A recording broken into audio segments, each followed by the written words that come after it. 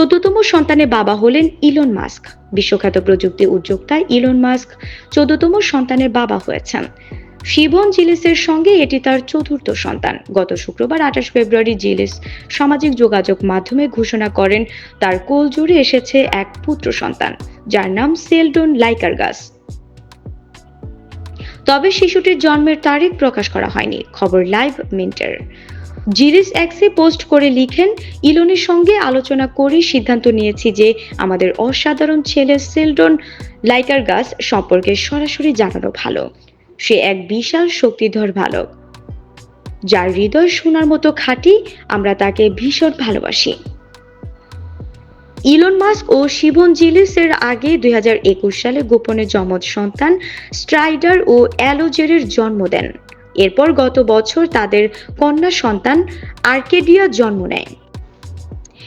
Elon মাস্কের আরও ৩ সন্তান রয়েছেন সঙ্গীত শিল্পী গ্রাইমসের সঙ্গে এবং ৬টি সন্তান রয়েছে তার প্রাক্তন স্ত্রী জাস্টিন উইলসনের সঙ্গে, যার মধ্যে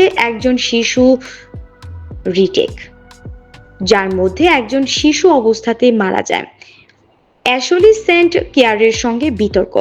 এই খবর এমন এক সময় আসলো যখন ইলন মাস্কের আরেক সন্তানকে ঘিরে বিতর্ক ছড়িয়ে পড়েছে।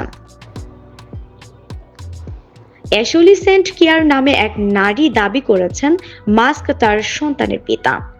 ক্লিয়ার তার সন্তানের পিতৃত্ব ও অভিভাবকত্ব নিয়ে আইনি পদক্ষেপ নিয়েছেন।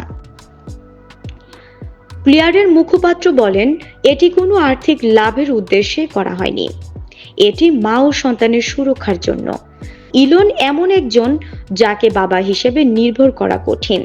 তিনি সামাজিক যোগাযোগ মাধ্যমে সন্তানের মায়েদের সম্পর্কে বেশি কথা বলেন, কিন্তু তাদের সঙ্গে সরাসরি যোগাযোগ করেন না।